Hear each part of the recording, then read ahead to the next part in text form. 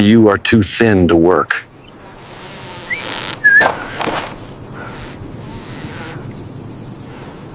August 1944. Heavy heat sits on a Texas prison camp called Camp Hearn, where barbed wire cuts the bright sky into sharp lines. 12 German women step off a truck, thin and tired. Sure, they are about to face beatings, hard work, and slow starvation, just like the Nazi radio had warned them. But a cowboy in a dusty hat looks them over, shakes his head, and says almost gently, "You're too thin to work." Beyond the fence, a horse snorts, a windmill cacks, and the air smells not only of sweat and diesel, but of hay and leather. These women came expecting whips and hunger. Instead, they were given saddles, warm meals, and a kind of freedom that shocked even the U.S. Army. This is a true World War II story of enemies treated almost like family. Yeah, and it broke every idea they had about America and about war. If you want more powerful stories like this, please subscribe, like this video, and stay with me to the very end, because their last ride in Texas is something you will not forget. To understand why a Texas rancher once said, "You're too thin to work," we have to go back months earlier to a very different kind of heat. In early 1944, under the hard sun of North Africa, German field hospitals and radio posts began to fall quiet. The front had collapsed. British and American units moved in fast, their trucks grinding over sand that still smelled of cordite and diesel. Among the thousands of prisoners taken in Tunisia were a small, unusual group, 12 German servicewomen. They were nurses, clerks, radio operators. None had fired a rifle in anger, but all wore the uniform of a regime that promised victory. From the first hours of capture, fear walked with them. For years, Nazi radio had told them what to expect from the enemy. Americans, they were told, were corrupt and cruel.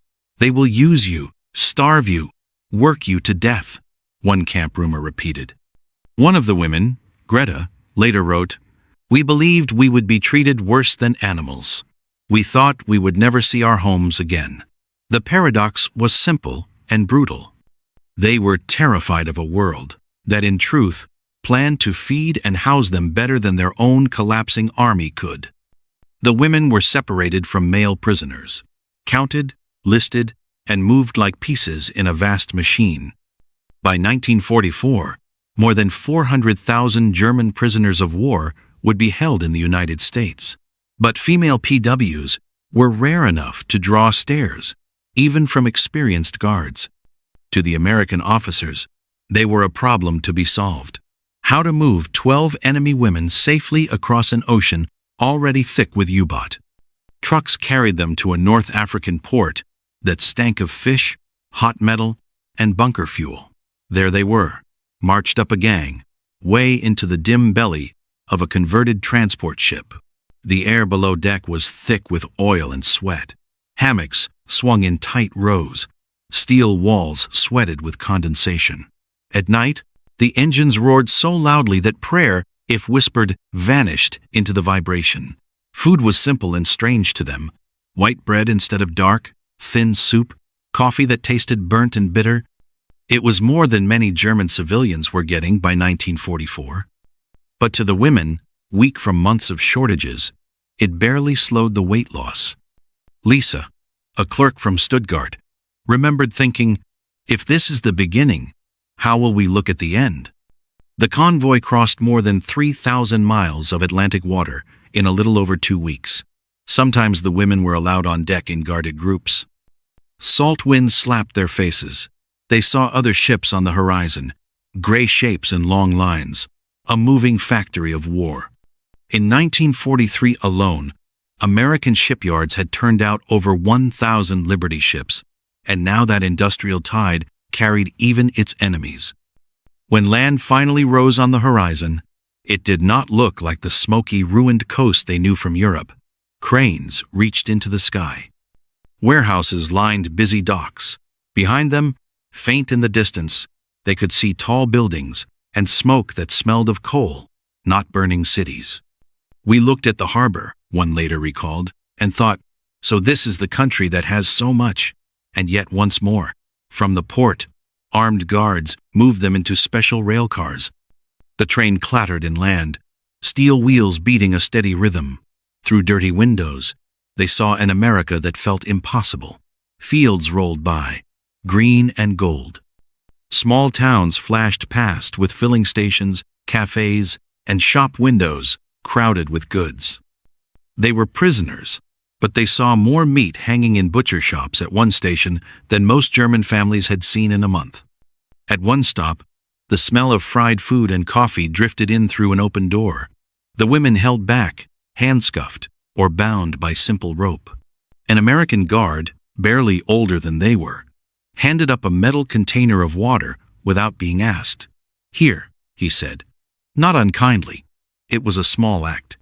But for women expecting beatings, it did not fit the story they had been told. This wasn't propaganda.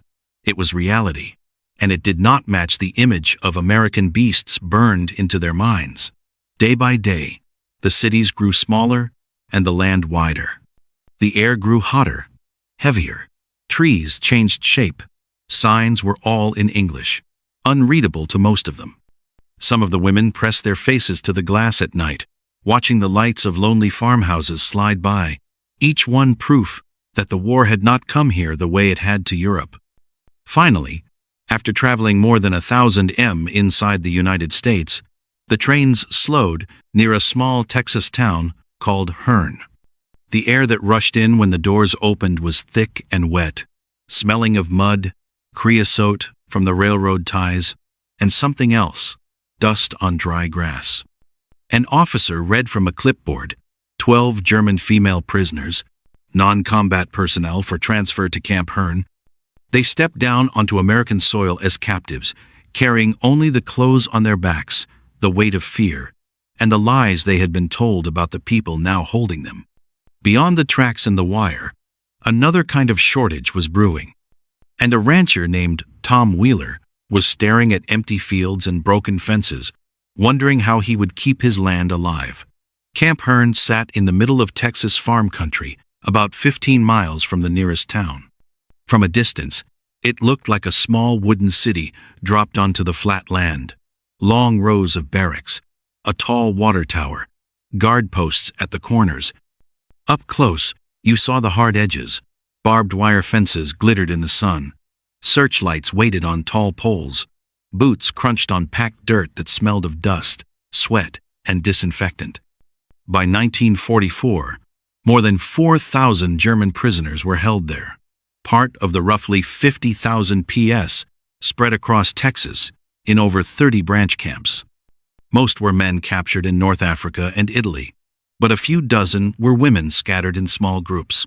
Regulations were clear. Prisoners could be used as labor, but only under guard, only in daylight, and only for approved tasks. The U.S. Army paid their labor at a set rate, about 80 cents a day credited on paper, while farmers and ranchers paid the government. Inside the wire, life followed a strict rhythm. Mornings smelled of thin coffee and army bread. A bell rang for roll call. Guards counted men and women in German, English, and numbers. Prisoners cleaned barracks, lined up for food, and marched to work details. A former American guard later said, "It was tight, but not cruel. We had rules to follow, and we followed them." Outside the wire, another crisis was growing. Texas was rich in land, but short on people. By the summer of 1944, more than 1 million Texans were in uniform. On many farms, almost every able-bodied man between 18 and 35 was gone, either in Europe or the Pacific. Cotton fields went unpicked, fences sagged, cattle wandered through broken wire. One state report warned that without extra help, as much as 20% of some crops might be lost. Tom Wheeler felt that crisis every time he rode across his ranch north of Hearn. His land spread over 4,000 acres, pasture, small crop fields, creeks lined with scrub trees. The work never ended. Mending fence, checking water tanks, moving cattle between pastures. Before the war, he had his 2 grown sons and a Halfosen hired hands to help. By 1944, his sons wore uniforms overseas, and most of his cowboys had gone to war plants or the oil fields, where pay was better and work was safer. The grass keeps growing, whether boys go to war or not, Wheeler once told a neighbor. He was a practical man with a sunburned neck, a good horse. There were more chores than daylight. When he heard in town that Camp Hearn was sending out prisoners to cut timber and pick cotton, he listened hard. Maybe that was his answer. The U.S. government ran a formal program. Farmers could apply at the county office for P labor. They would get a set number of workers for a set number of hours each day.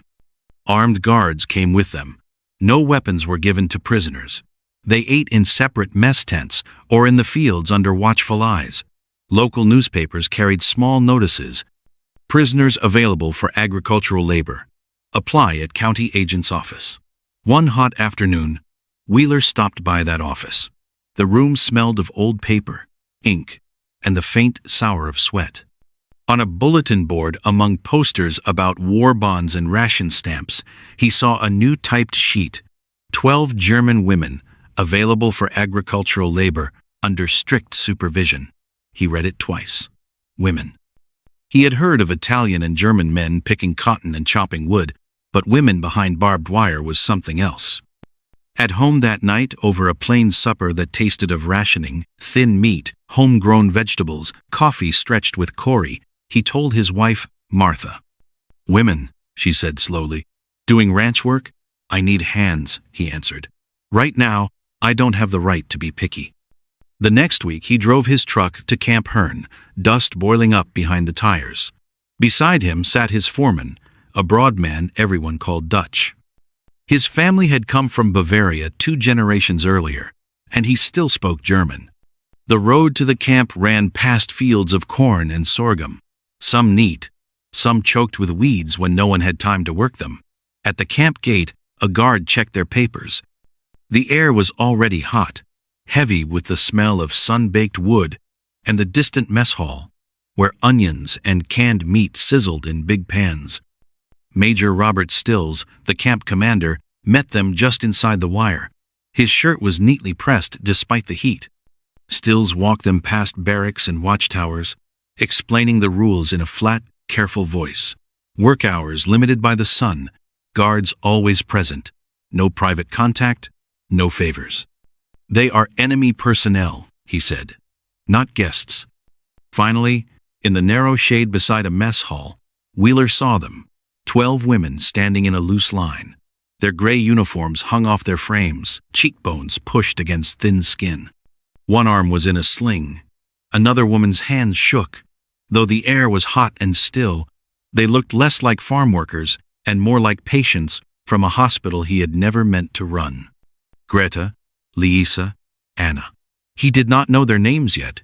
He only saw faces that did not match the posters he had seen of bold enemy women with strong arms and cold eyes.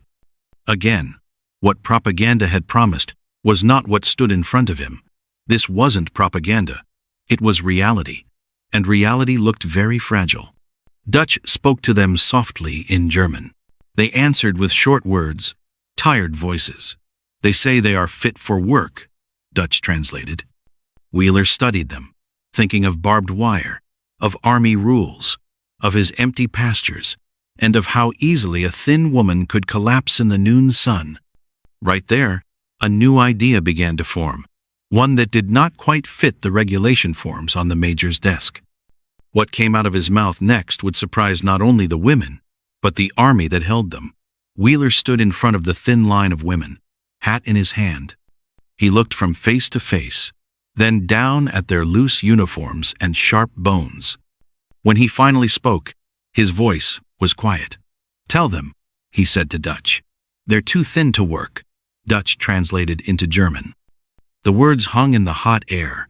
For a moment, the women thought it was a cruel joke. Work was the one thing they were sure the Americans would demand. Greta later wrote, "We waited for laughter or shouting. Instead, there was only silence and his troubled face." Major Stills frowned. "They meet the requirement," he said. "Regulations say all able prisoners must perform productive labor." Wheeler nodded slowly. maybe so, Major. But you send these ladies into a Texas field for 8-10 hours a day, 6 days a week, and they'll drop before the first fence line. That's not productive either. There it was, the paradox. The Army needed them to work. Wheeler needed help. Yet the very hunger that made them seem strong enough to send overseas now made them useless for the kind of heavy labor the rules assumed. The Major hesitated. Paper orders did not mention special treatment for women. What are you suggesting, Wheeler? Let me take them, Wheeler said. I'll sign for all 12. I'll use them on the ranch, but not in the fields. Not at first. I'll get some weight on them, build them up. Then they'll be more use to you and to me.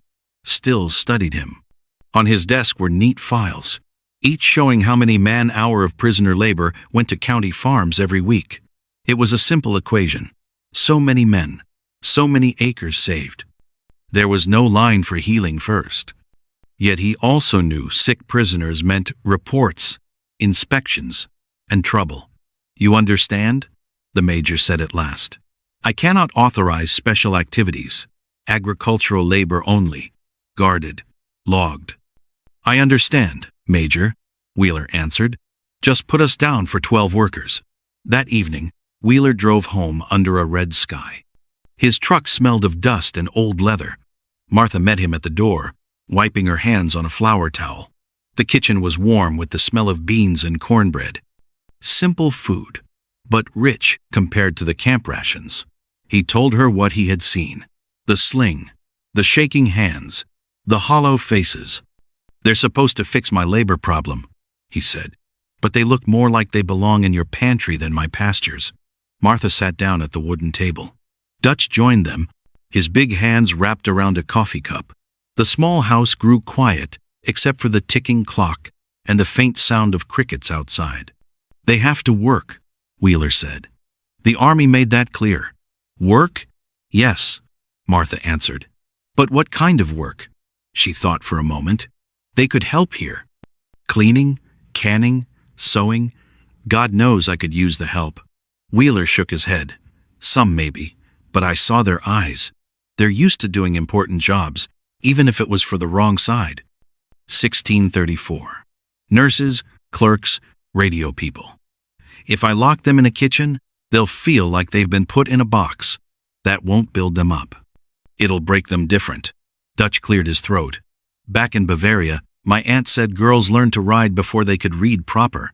Maybe some of them know horses. The room went quiet. Martha looked up sharply. Why not? She said. You have gentle horses, safe corrals. They could learn to ride, check fences, move the smaller groups of cattle. It's real work, but it gives them some control, something strong under them instead of just fear. Wheeler stared at her. Teach enemy prisoners to ride my horses? He imagined the colonel. It did not look pleased. Will the Army approve it? Dutch asked. Probably not, Wheeler. Then he sighed. But the rules say agricultural labor. They don't say a man has to be the one holding the rein. That put it plainly. You always told our boys, do the right thing first, then answer questions later. He rubbed his temples. It was a quiet rebellion, planned over coffee at a plain kitchen table. They would take the 12 women. They would do the work on paper. So many hours, so many tasks, so many acres checked, but the path to that work would run through the horse. Later, Lisa would remember that moment from the other side. We did not know about his kitchen, she wrote. We only knew that, instead of saying, work harder, he said, you are too thin.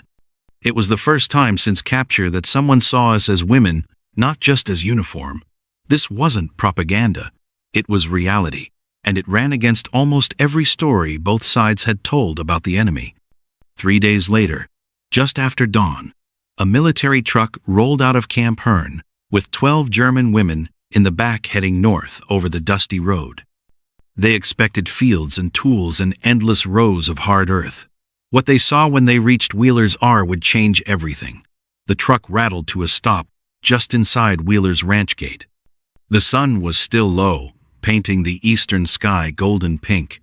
Cool air carried the smell of dew on grass, mixed with dust and a sharper scent. The women did not at first recognize hay and horse sweat. They climbed down, chains clinking lightly. Instead of rows of crops, they saw a wide dirt corral, fenced with rough boards. Inside stood 8 saddled horses, calm in the morning light. Their coats shone brown, black, and cream. One flicked its ears, another snorted steam puffing in the cool air. For a moment, no one moved. "We thought this was some kind of test," Lisa later wrote. "We looked for the shovels, the heavy tools. Instead, there were animals waiting for riders we did not believe we could be." Wheeler stood by the fence with Martha and 2 older ranch hands. Dutch translated as Wheeler spoke, "Today you will not go to the fields."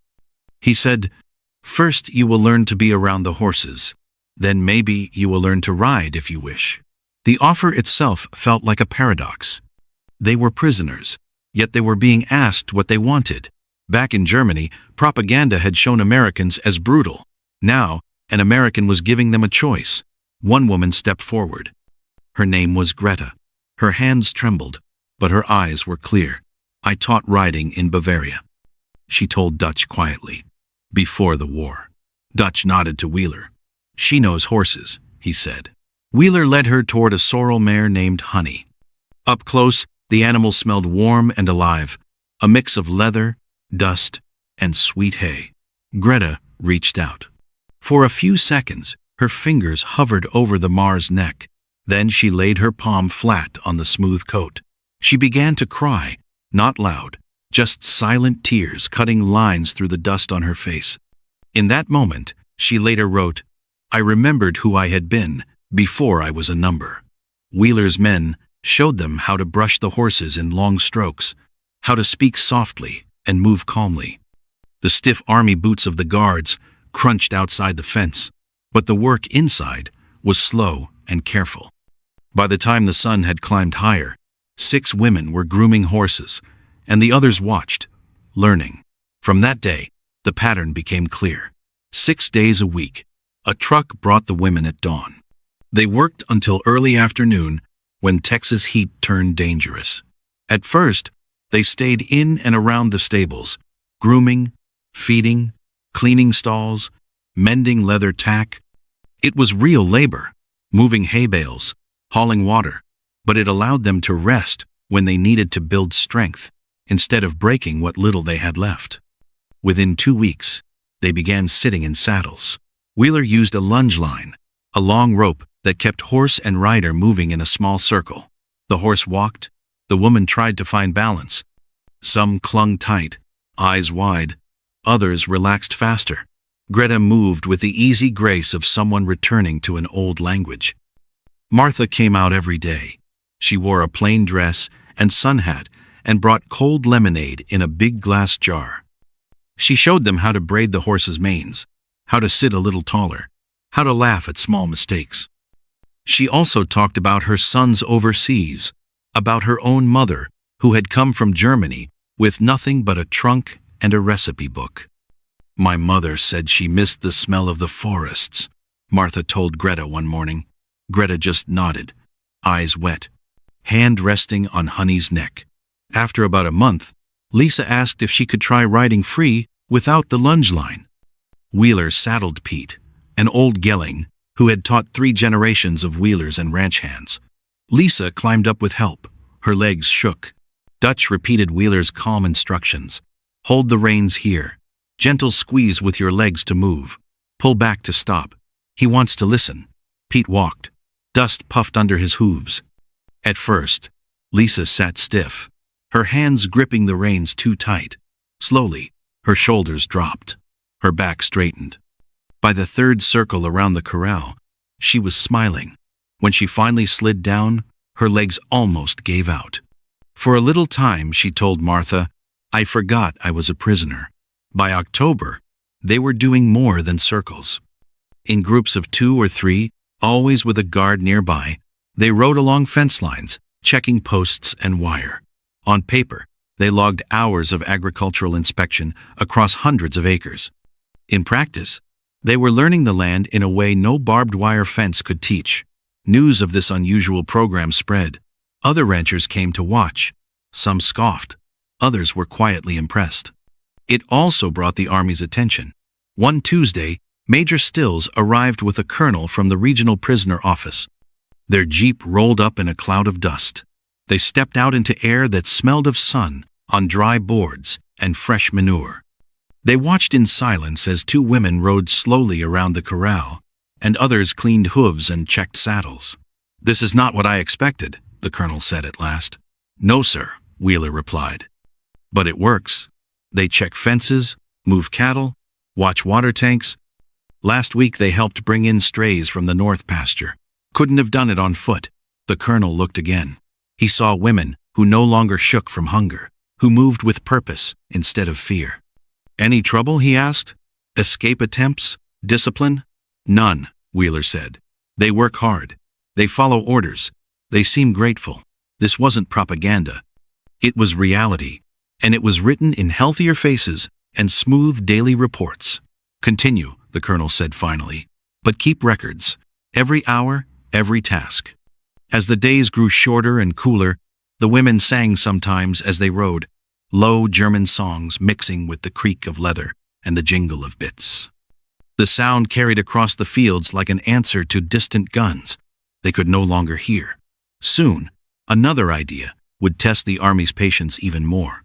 A plan for one shared evening under the same roof, while the war still burned across the ocean. By late autumn, the Texas heat had eased. Mornings were cool. Breath showed faint in the air when the women first stepped from the truck. They were still prisoners, but they no longer looked like ghosts. Faces had filled out. Hands were steadier. They rode out to check fences and water tanks, the leather creaking under them, horses snorting small white clouds. Work songs came back first.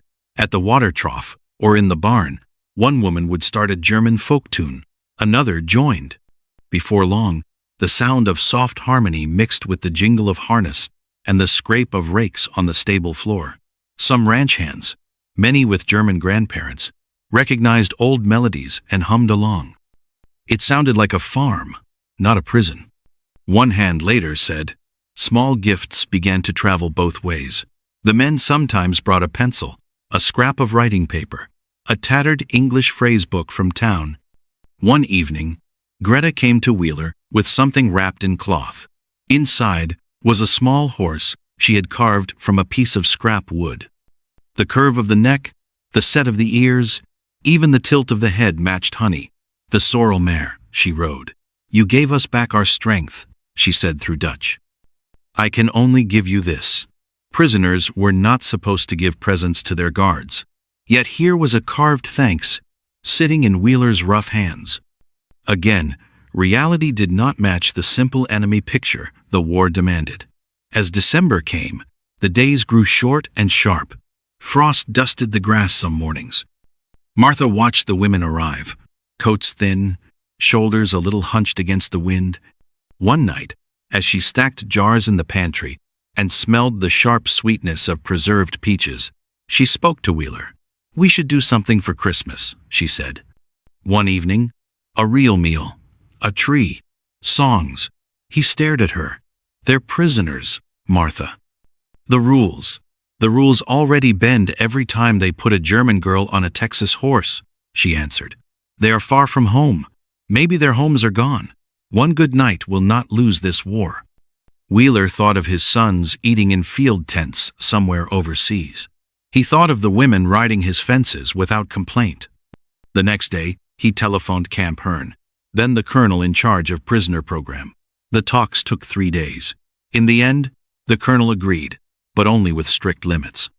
Guards present, no alcohol, everyone back behind the wire by nightfall. On paper, it was just an approved holiday meal for work detachment. On Christmas Eve, the truck rolled up while the sky was still pale. The women climbed down into air that smelled of wood smoke and cold earth. When they stepped into the ranch house, warmth hit them like a soft wall. A fire crackled in the stone fireplace. Pine branches hung along the mantel, bright with paper ornaments cut from old catalogues. The table was set, for more than a dozen people.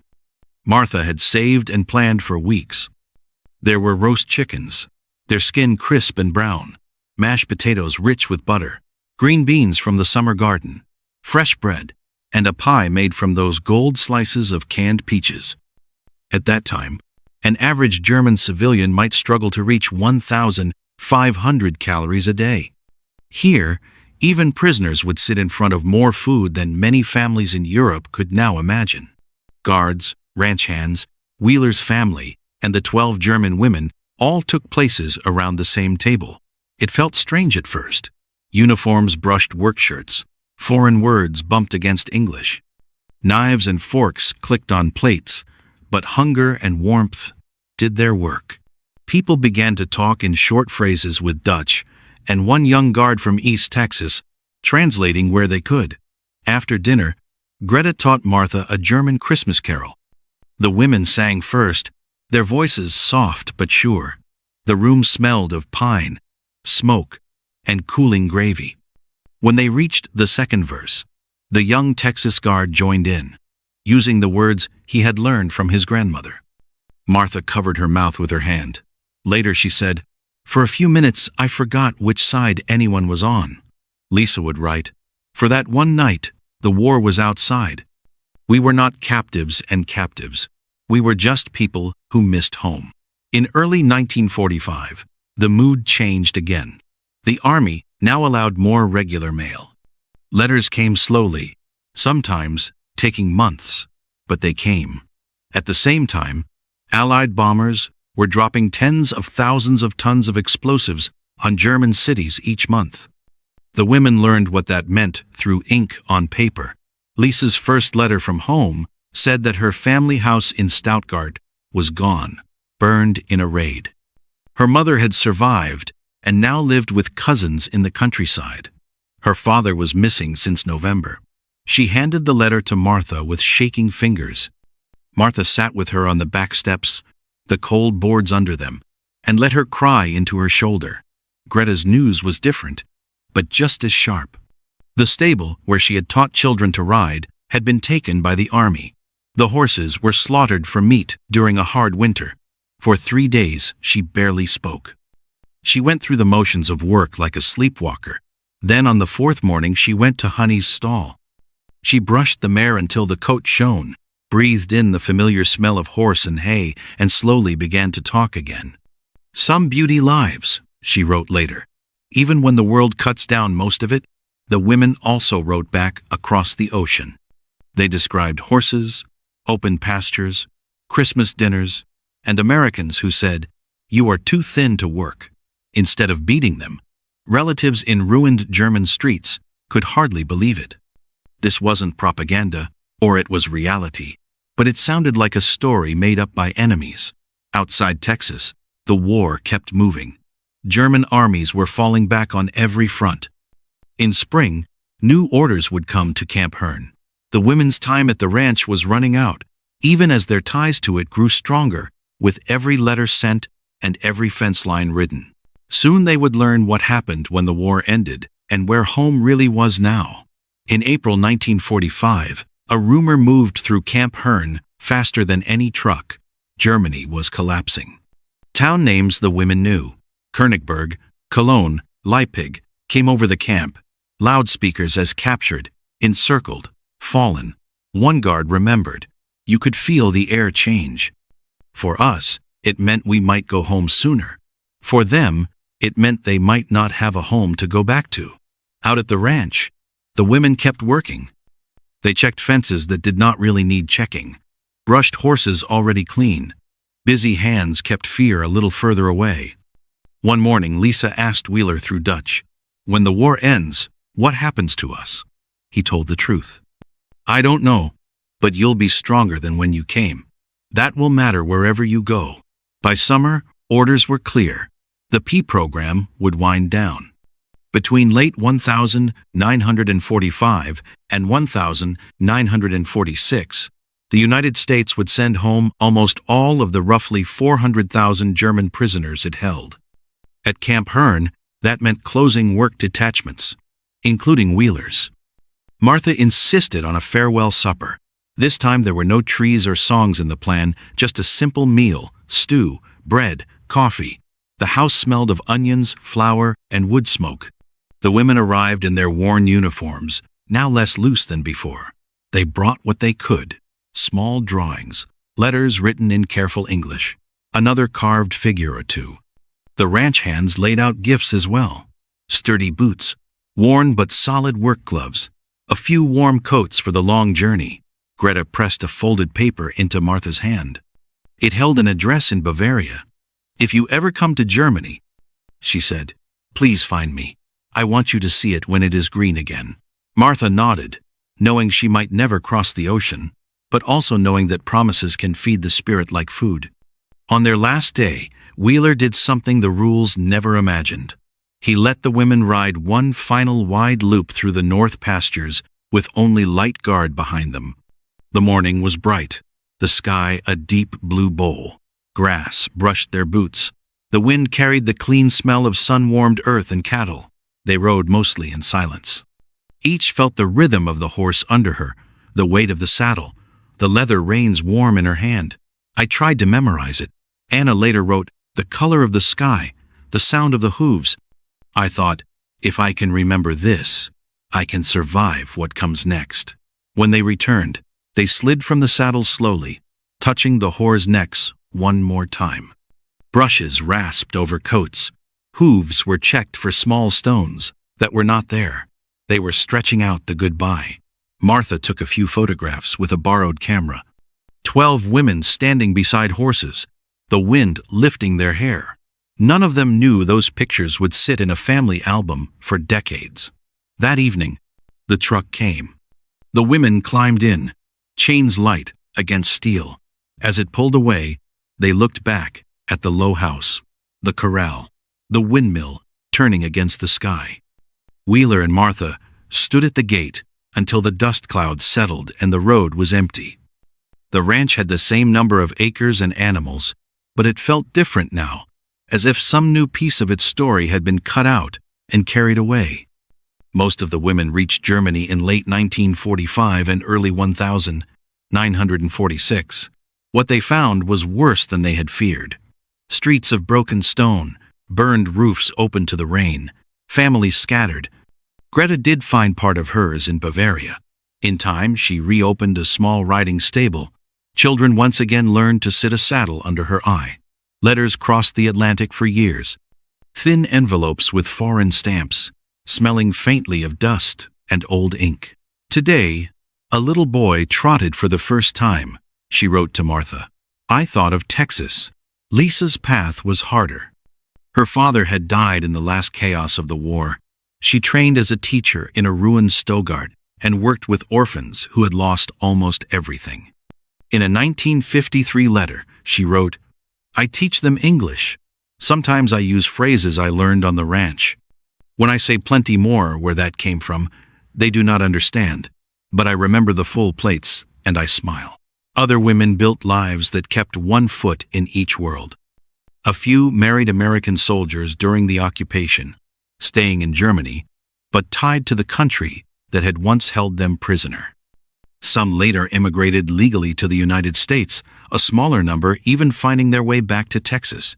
They brought with them the strange skill set of German women who can ride like cowboys. Anna became an artist. Her later paintings showed German women on horseback under a Texas sun, guard towers in the distance, and cowboys offering outstretched hands instead of rifles. In the 1,960 seconds, her work hung in galleries in Munich and Stuttgart, quietly asking viewers to rethink easy stories about enemies and friends. Wheeler kept ranching until his death in 1963. Among his papers, Martha found letters from all 12 women thick with thanks. The small carved horse still sat on the mantel, its wood worn smooth by dusting hands. When Martha died in 1982, her children found those letters and the old photograph of the women and the horses. They did not know every name, but they knew the story. In later years, historians looking at P programs noticed something unusual in the records from Camp Hearn and Wheeler's ranch. Healthy prisoners, steady work, no escape attempts. The secret was not complex. Treat people with basic dignity, and many will answer with their best selves. This wasn't propaganda. It was reality. They had come as conquerors. They left as students. And in the end, the sharpest weapon in that quiet corner of Texas was not a gun or a fence, but the simple decision to see human beings where others saw only the word enemy. The story of 12 German women on Texas horses is a small thread in a huge war, but it shows a clear truth. One side had more planes, tanks, and ships, but it also had full plates, open land, and enough confidence to treat even its enemies with a measure of care. The women came from a world of fear, hunger, and orders shouted from loudspeakers. On the ranch they met a quieter power, food shared at one table, skills freely given, and a gate that opened every morning and closed every night without breaking them. In the end, the loudest victory here was not over territory, but over hatred itself. A reminder that even in a brutal war, people can choose to act with simple decency and change how the story is remembered. If you'd like to hear more true World War II stories told this way, human, detailed, and surprising, make sure you subscribe, leave a like, and share this video. And in the comments, tell me what part of this story challenged what you thought you knew about the war.